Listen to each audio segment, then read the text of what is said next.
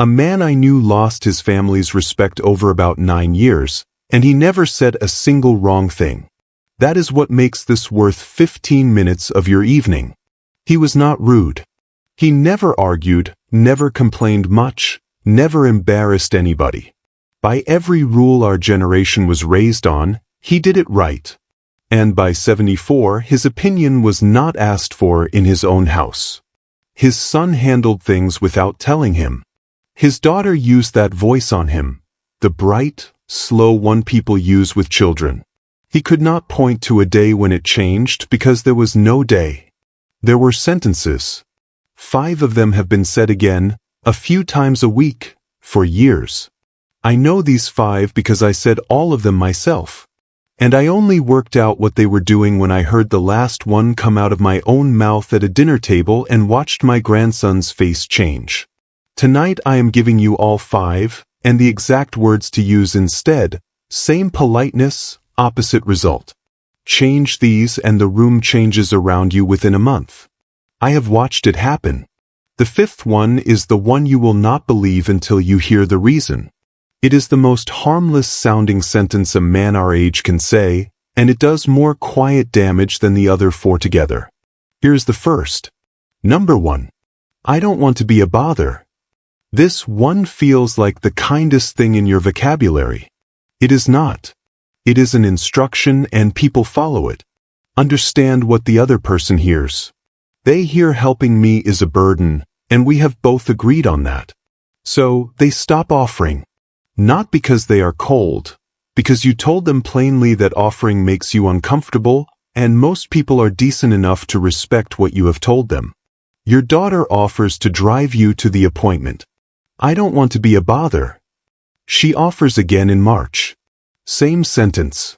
By September she has stopped asking, and you are sitting at home wondering why nobody comes around anymore. She did not abandon you.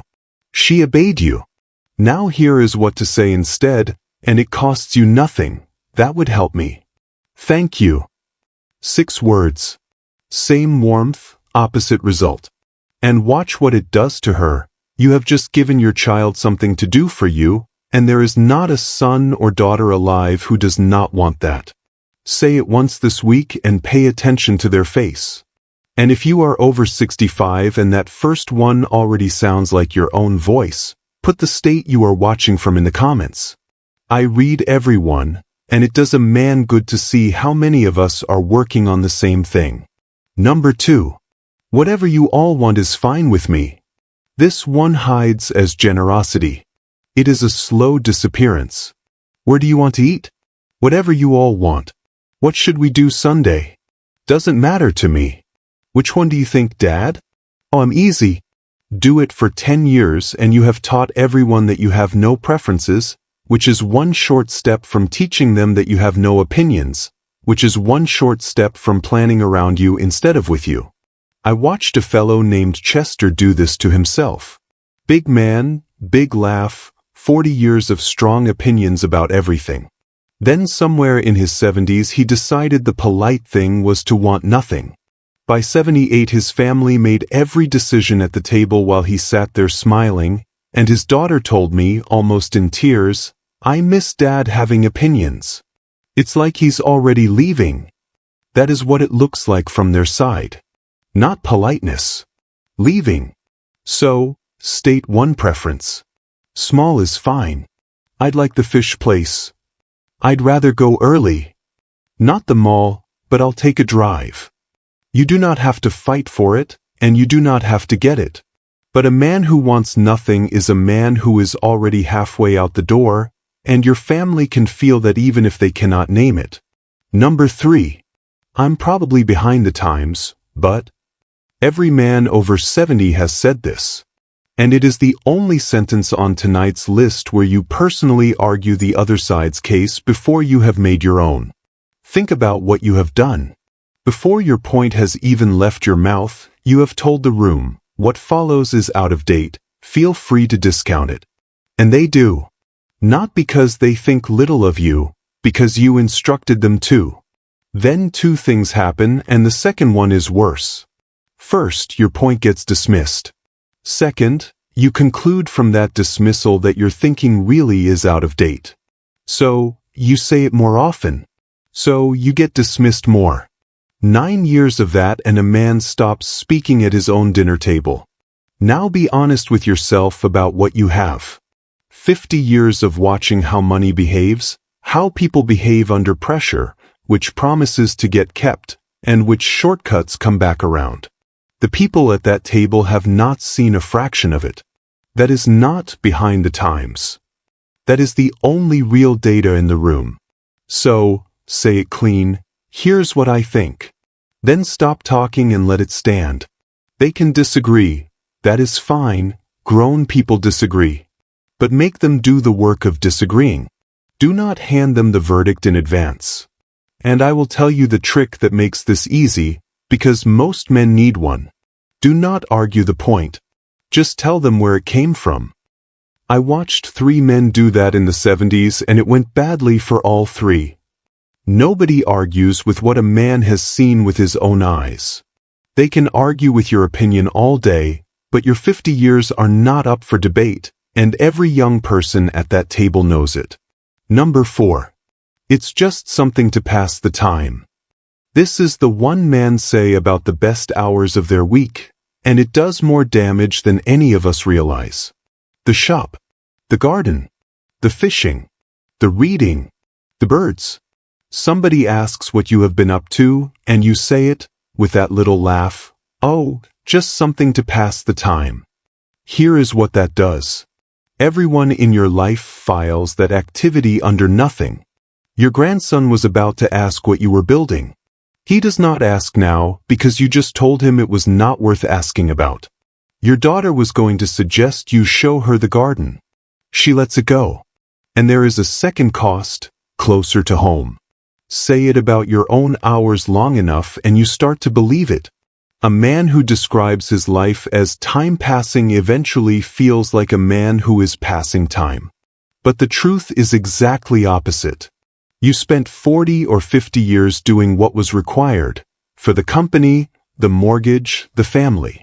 These hours are the first ones in your adult life that are yours. They are not leftovers. They are the payment. So, drop the laugh and say it straight. I've been rebuilding a carburetor.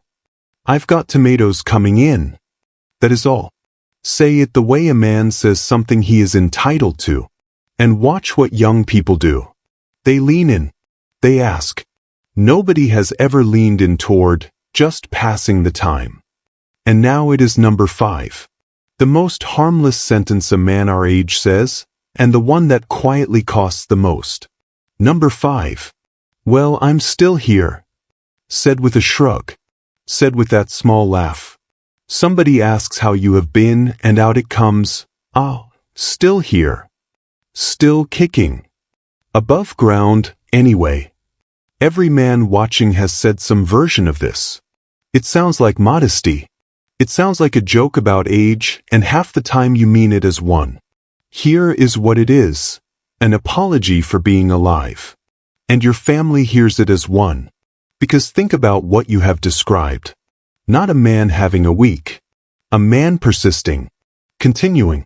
Taking up a bit more time than expected. Say it a few hundred times over 10 years, and you have trained everyone who loves you to think of you as a situation being managed rather than a man being enjoyed.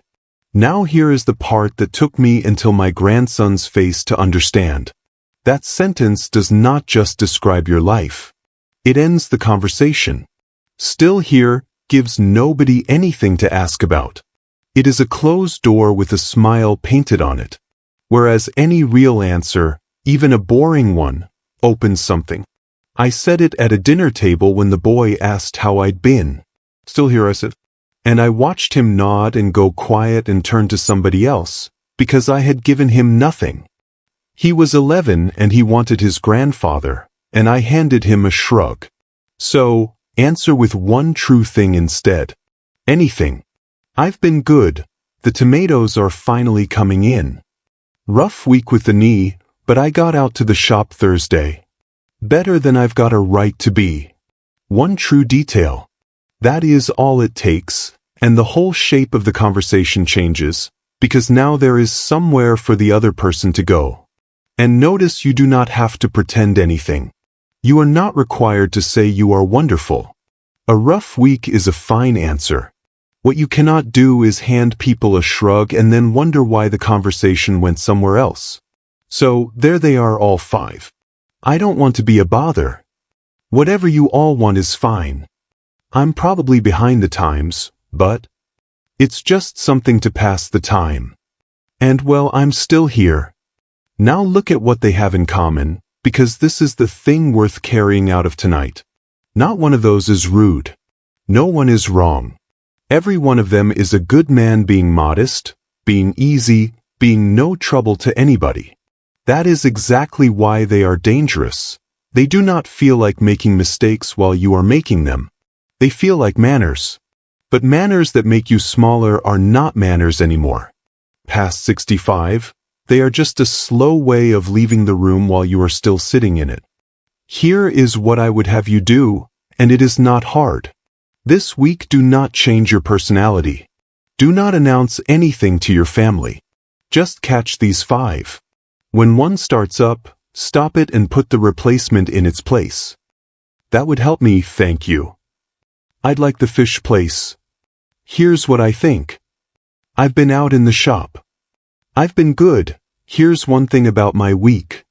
5 sentences. That is the whole job. And you will miss some. You have been saying these for 20 or 30 years, and habit does not surrender on the first day. You will hear one leave your mouth before you can stop it. Catch the next one. That is how this works. Not with a decision, but with about 40 small corrections, and then one morning you notice you have stopped saying them at all. Do it for a month and I will tell you what happens, because I have watched it happen to men. The phone rings more.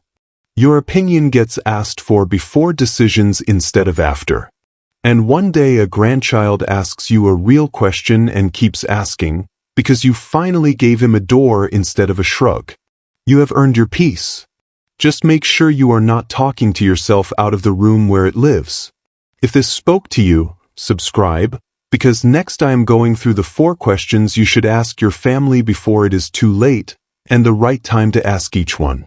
Most men wait until the hospital, and by then it is the wrong room for it. Take care of yourself. I will see you in the next one.